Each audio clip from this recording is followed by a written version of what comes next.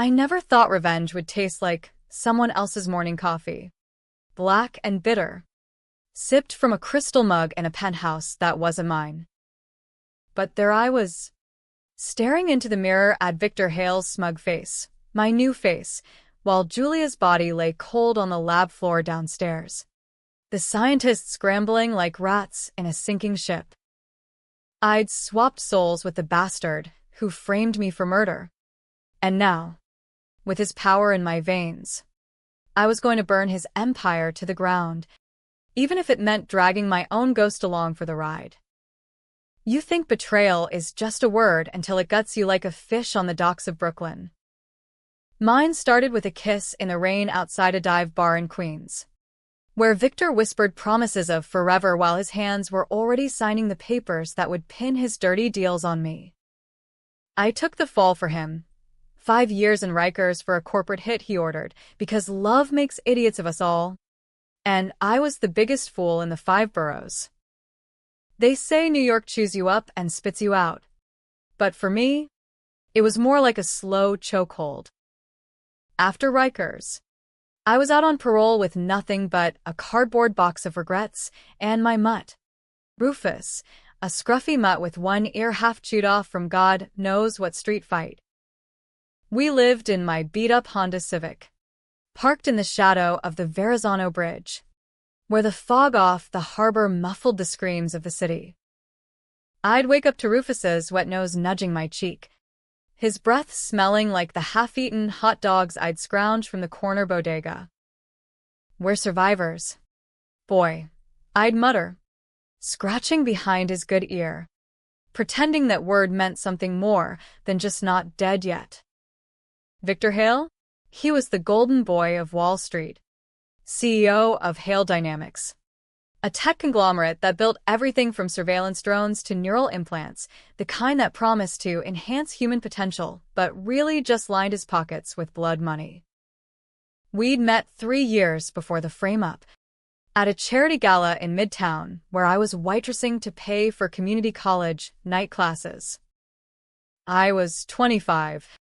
Fresh off a dead-end job in Jersey, dreaming of becoming a journalist who exposed the rot in the system.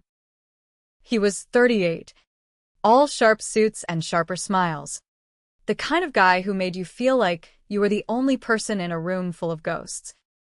Our thing started fast, stolen weekends in his Hamptons beach house, where he'd talk about revolutionizing the world with his MindLink tech. "Julia, imagine it," he'd say, his fingers tracing lazy circles on my thigh as waves crashed outside. We could merge souls, share thoughts. No more lies, no more distance. I laughed it off as pillow talk, but deep down, it hooked me. He made me believe I was part of something bigger, that my hustler's grit could temper his silver spoon polish. Turns out, I was just the perfect patsy. The betrayal hit like a freight train one rainy Tuesday in October. Victor's company was bleeding cash from shady offshore deals, bribing foreign officials for drone contracts that armed militias in places the evening news called troubled regions. When the feds started sniffing around, he needed a fall guy. Me. He planted evidence in my apartment, forged emails linking me to the payoffs. A burner phone with calls to shell companies. The kicker? He testified against me himself. His voice steady as steel in that fluorescent courtroom, painting me as the ambitious gold digger who'd lured him into bed and then into crime. The jury bought it, 12 strangers who saw a tough broad from Queens and figured I had it coming. "Victor." "Why?" I whispered during the recess, my wrists cuffed, his cologne still clinging to the air between us like a bad joke. "Because empires don't fall for love, Julia," he replied, eyes cold as the East River. "They fall for weakness." "And you?" "You're my weakest link. 5 years. I rotted in a 6x8 cell, watching roaches skitter across the floor while Rufus waited in foster limbo until a parole officer reunited us. Out on the street, I clawed for scraps, gig economy drudgery, sleeping in the Civic with Rufus curled against my legs for warmth. The city that never sleeps?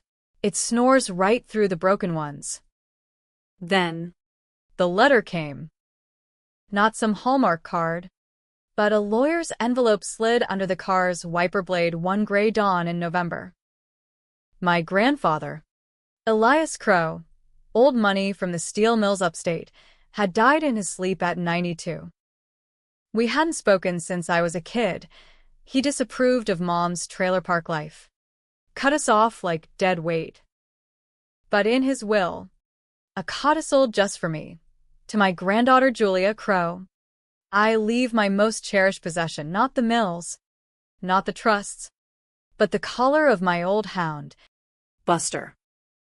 Inside, a key to what she deserves. The lawyer met me in a Starbucks off Wall Street, his soup crisp as fresh bills. Mr.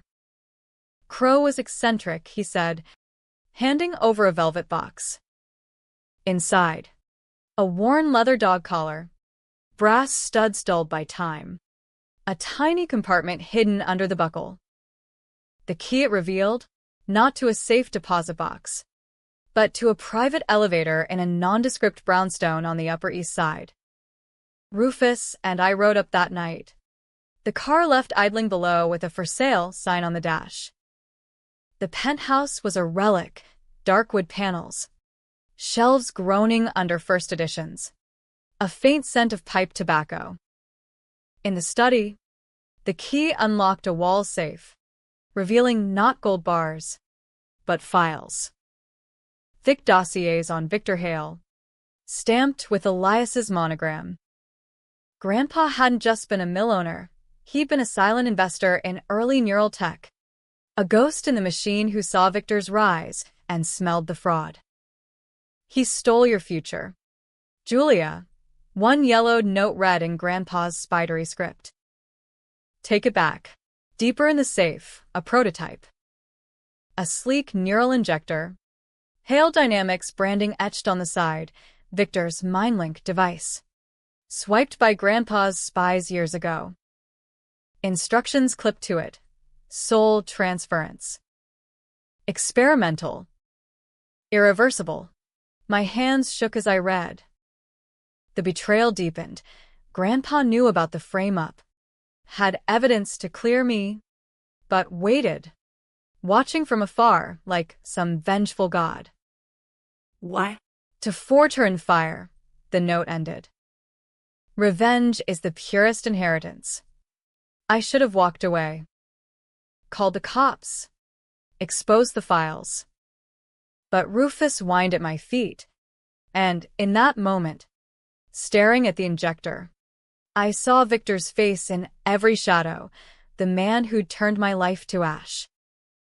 What if I could feel his power? I whispered to the empty room. What if I could make him feel my pain? The lab was hidden in the brownstone's basement, a sterile chamber Grandpa had built in secret. I prepped it like the instructions said, for drips, monitors beeping softly in the gloom. Rufus paced the corner, uneasy. At midnight, with the city pulsing below like a distant heartbeat, I lay on the cold table, the injector humming against my temple. For you, old man, I murmured, thinking of Grandpa's ghost. The world dissolved in white light. I woke to silk sheets and the blare of an alarm clock, 6 a.m. Central Park View. My body felt wrong, heavy, broad-shouldered, a stranger's stubble itching my jaw. I stumbled to the bathroom mirror in Victor's Fifth Avenue triplex, and there he was, Victor Hale, 41 and flawless, staring back with my eyes. Downstairs, in the brownstone accessed via a private tunnel, Grandpa's paranoia ran deep. My old body lay slumped in the lab, pulse faint but steady. The swap worked. Irreversible. Panic hit like vertigo, but under it, a dark thrill uncoiled. I was him now, access to his empire, his secrets, his lies. Rufus smuggled up in the elevator, sniffed my new legs warily, tail thumping once as if he knew. "It's still me, boy," I said in Victor's baritone rumble. And just like that, the revenge began. The first call came at 7:15. Victor's my assistant, a chipper blonde named Kendra. "Mr. Hale. Board meeting in 30. And that journalist sniffing around the drone scandal? I stonewalled her.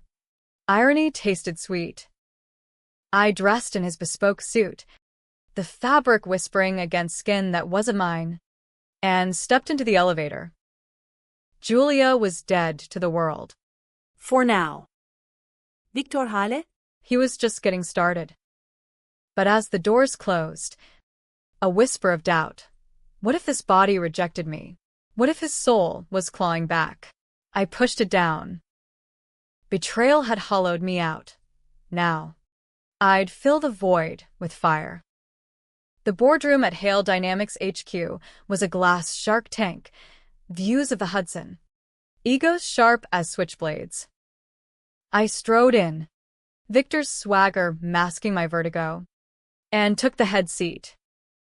"Gentlemen," I drawled, his voice smooth as aged bourbon.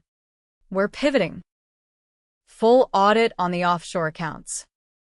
Today." Gasps rippled. Old Victor had buried those skeletons deep. New me was exhuming them with a grin. By noon, whispers of my turn spread. Hale gone rogue. Maybe cracking under pressure. Perfect cover. I hacked my personal server from the C-suite, fingers flying over keys that felt too thick. Files spilled. The real murder, not the frame-up. Victor hadn't just framed me. He'd ordered the hit on a whistleblower, a mid-level exec named Harlan Tate, who discovered the bribes. Tate's suicide in his garage, carbon monoxide, staged clean. And me, planted as the jealous lover who'd snapped. The secret Grandpa buried, he'd known, had Tate's real autopsy hidden in those files. Victor covered it all, rising higher on the corpse pile. Rufus waited in the executive garage, hidden in the Bentley. "Good boy," I murmured, slipping him a steak from the cafeteria. But as I drove back to the triplex, tailing paparazzi drones buzzing like angry wasps, the first crack showed. A migraine pulse behind my eyes, Victor's eyes, not mine. Flashes, his memories bleeding in. A child's laughter in a manicured lawn, a mother's funeral, the thrill of that first illicit deal. "Get out," I growled, slamming the wheel. But the line between us blurred, and in the rear view, Rufus's eyes held judgment. That night, I visited my old body in the lab. Julia's face, pale, bruised from the swap's shock, stared vacant. I stroked her cheek with Victor's hand, tears hot. "Hang on, Jules. This is for us." But touching her felt profane, like desecrating a grave. The controversial choice loomed. Let her die. Tie off loose ends? Or risk it all to revive her? Exposing the swap? It shows 4. Injected stimulants. Watched her chest rise. She gasped awake at 3 a.m., eyes wild. Victor's soul trapped in her shell. "What the fuck?" he croaked in my old voice, scrambling back. The power shift was electric. Here was the mighty Victor, reduced to a parolee in rags, Rufus growling at his heels. "You stole 5 years," I said, looming over him in his own frame. "Now you get a taste." He lunged, but I was faster, Victor's gym-honed reflexes. A chokehold, just enough to pin him. "The feds are coming for your empire." Beak. Audits. Leaks. You'll watch it crumble from a cell. Bitch, he spat. My face twisted in rage. You think you're me? You'll break. This body's poison. Maybe. But as I dragged him to the brownstone sub-basement, a forgotten panic room, I felt the poison spread. His arrogance seeping into my bones, whispering justifications for every sin. Betrayal's echo. Had I become the monster? By dawn, he was chained, the room soundproofed. Rufus guarded the door. Phase 1 complete. But the real war? It was just revving up. Power's a hell of a drug, and Victor's veins were laced with it. The next week blurred into a high-wire act, me playing CEO by day, jailer by night. Morning started with his routine. Espresso from a machine that cost more than my old Civic. Jogs through Central Park where joggers nodded like I was their king. Morning, mister. Hail, they'd chirp, oblivious. I'd nod back. Heart pounding. Rufus trotting beside me on a discreet leash. Victor's new therapy dog. The tabloids cooed when the leak hit. The leaks were my masterpiece. Anonymous drops to investigative outlets. Encrypted drives with Tate's real files. Audio of Victor's voice greenlighting the hit. Collateral damage. He called it in one clip. Laughing over scotch. The press frenzy hit like a nor'easter. CNN panels debating, Hale's House of Cards, protesters chaining themselves to the HQ lobby. Victor's board turned on him faster than rats fleeing a blaze, demanding his resignation. I played the remorseful reformer. Eyes misty in interviews. I was blind to the shadows in my company. Time to atone. Atone? Bullshit. It was chess. And I was sacrificing pawns to checkmate the king. But the migraines worsened, Victor's memories invading like squatters. Nightmares of his childhood, absent dad, boarding schools cold as tombs, woke me sweating in his king bed. Worse, flashes of us. Real us. That rainy kiss in Queens. My laughter echoing in his head. You loved me once, the memory taunted. Doubt crept in. Was revenge justice? Or just trading one cage for another? Down in the sub-basement, the real Victor rotted. I'd installed cameras, poetic, using his own surveillance tech against him. He paced Julia's body like a caged panther. Thinner now, her curves sharpening under his fury. Rufus hated him in my skin. Hackles up whenever I brought food trays. Traitor mutt. He'd snarl at the dog. Then turn those borrowed eyes on me. How's the suit fitting? Jules? Chafing yet? I'd ignore him. Mostly. But one night, after a board vote ousting his allies, I descended with a bottle of his favorite Macallan. To empires, I toasted, pouring a splash on the floor. He laughed. A hollow bark in my old voice. You think this ends me? I've got contingencies offshore shells. Loyalists in D.C. And you? Paranoia looks good on me. But on you? Pathetic. He was right about one thing, the paranoia. Kendra, the assistant, started asking questions. Why this sudden dog obsession? The erratic audits? I fired her. Controversial as hell in the Me Too era. But spun it as restructuring. Whispers grew. Hale's losing it. Midlife crisis or breakdown. Therapy sessions with a shrink-on retainer became mandatory. Her couched a confessional where I dodged probes about imposter syndrome. The buried secret unraveled next. Digging through Victor's cloud archives, passwords cracked with Grandpa's old-school cipher, I found the deeper rot. Tate's death wasn't isolated.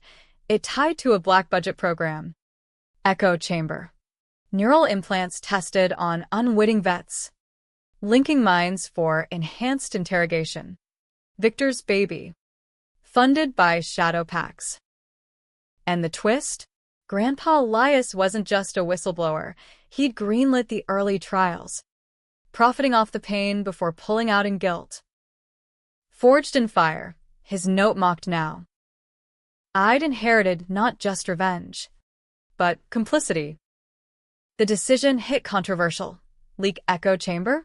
It'd torch innocents, families of test subjects suing, vets re-traumatized. Or bury it. Become the monster I hated? I chose selective fire, expose Victor's sign-off, shield Grandpa's name. But as I uploaded the files to WikiLeaks tip line, a hack alert blared. Someone Victor's loyalist was tracing back. Sirens wailed in the distance. Feds closing in? No time. I raced to the sub-basement, Rufus bounding ahead. Victor smirked through the bars. Told you. My web's wider than your grudge. Shut up, I snapped, unchaining him. Risky as hell. Arm him with Julia's body for a public spectacle? But the plan crystallized. Swap him back. Mid-confession. Force him to admit it all in my old skin. Live on camera. Poetic justice. Or suicide. We bundled into the Bentley at 2 a.m., him cuffed in the trunk, me white-knuckling the wheel through rain-slick streets to an abandoned warehouse in Red Hook, Hale Dynamics' old R&D site. Irony thick as fog. Rufus rode shotgun. Ears perked. This ends tonight, I told him. Victor's voice steady for once. The warehouse loomed, chain link rattling in the wind. Inside, the prototype injector waited on a dusty workbench, jury-rigged to reverse if I could calibrate it. Grandpa's notes promised a window, narrow as a needle's eye. I dragged Victor to the setup, 2 chairs bolted facing each other, wires snaking like veins. You won't do it, he taunted. Wrists free now. Rubbing bruises. Killing me in your body? That's not revenge. That's mercy. I hesitated, God. The controversy of it. End him here. Claim self-defense? Or risk the swap? Let karma play out? His eyes, my eyes, held a plea. Buried under the bluff. Love's ghost. The door burst open before I chose. Feds. Badges flashing. Kendra behind them, her concern a betrayal's echo. Mr. Hale. We have warrants. Step away. Time fractured. Victor lunged for the injector. I tackled him. Bodies, ours, tangling in a grotesque mirror fight. Rufus barked frenzy. A shot cracked, warning, grazing my Victor's shoulder. Pain bloomed, hot and alien. In the chaos, my hand slammed the switch. White light again, souls ripping free. I woke gasping, back in Julia's frame, frail, familiar. Victor slumped opposite, his own face slack. But the feds hauled us both. Questions flying. Who was who? The drive's evidence scattered. Kendra's testimony twisting. Interrogation room. Fluorescent hell. Cuffs biting anew. Victor, bandaged, grinned across the table. Told you. Jewels. Webs. But I smiled back. Small victory. The leaks were out, his empire smoked. As they led me away, Rufus waiting and holding, I whispered to the mirror, not over. The tension coiled tighter. Revenge's wire. Stretched thin. Rikers again, poetic. Ain't it? But this time, the cell felt like an old coat. Worn but fitting. Parole hearing in 48 hours. Thanks to the chaos. Victor's confession under duress. Recorded on my phone before the feds stormed in. Grainy audio leaked overnight. I framed her. I killed Tate. Viral as a cat video. Hashtags like hail swap trending. The twist? No one believed the body swap ravings. Chalked it up to his breakdown.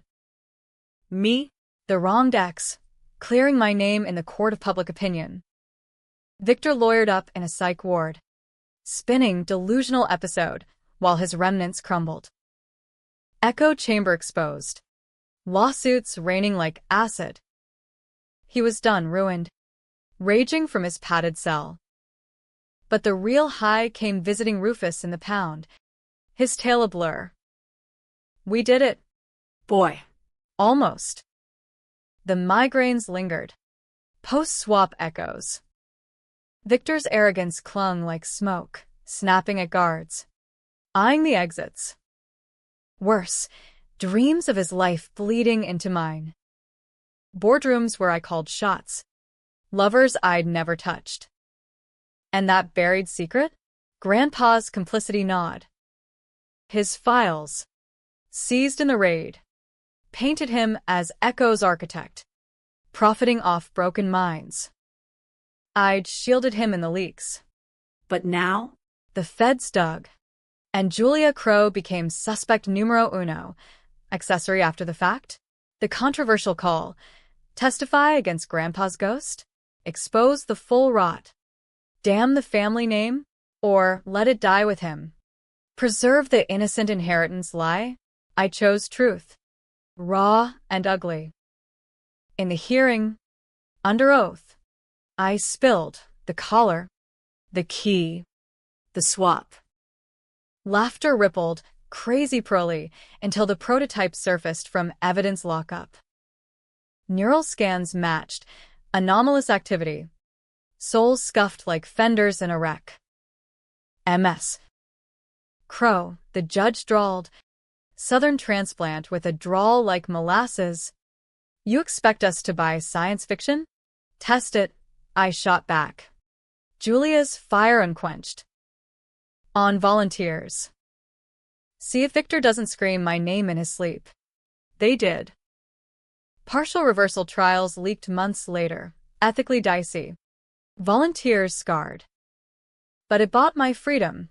House arrest in Grandpa's brownstone. Rufus my warden. Victor? He rotted free on technicalities, his lawyer's a hydra. Heads regrowing. But the twist reversed everything one stormy April night. A package at the door. Unmarked. Heavy. Inside.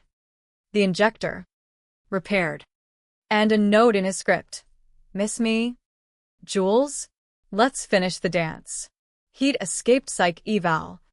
Bribed a guard, classic hail. Rufus growled low as I read the meat. Central Park. Bethesda Fountain. Midnight. Trap? Or truce? The decision tore me. Go alone. Risk it all? Or call cops? And the cycle safe? I went. Rufus leashed. Rain sheeting down like judgment. The fountain gurgled under lightning cracks. Victor waiting in shadows, gaunt. Eyes hollow in his reclaimed skin. You won, he said. Voice cracked. No fight. Just defeat. Empire's ash. But the secret. Echo wasn't mine alone. He handed a drive, final files. Grandpa didn't just fund it. He designed the core algorithm. Tested on Mom, my mom, as a volunteer in her trailer days. Desperation for cash. Consent forged. She died young. Accident, but it was neural overload. Elias knew. Buried it. Framed Victor's rise to atone by proxy. Me, the innocent who'd suffered his sins. Then mine. The reversal gutted me. Revenge? I'd avenged the wrong ghost.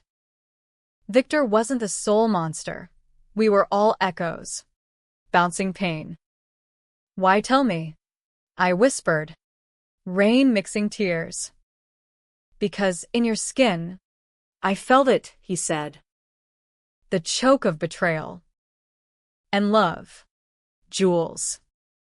It never died. Controversy peaked. Forgive? Kill? I chose the unthinkable. Hand him the injector. Swap back? Or end it? He chose end. Injected himself. Dosage lethal, neural storm to fry the soul. Collapsed at my feet. Eyes glazing. Rufus nosed him once. Then away. Cops found suicide. Hale's final atonement. I walked free. Files sealed by mutual ghosts. Brownstone life now. Rufus sprawled by the fire. Me writing the book, swapped shadows, exposing it all. Sanitized for courts. Happy? Nah. Bitragic. Maybe. Victor's gone. But his echo whispers in quiet hours was justice served. Or just delayed damnation. Readers will argue, hero or villain. I stroke Rufus's ear. Watch the skyline. Survivors. Boy. But the city's chokehold lingers.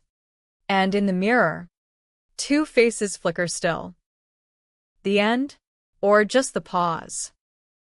New York's got a way of resurrecting the dead.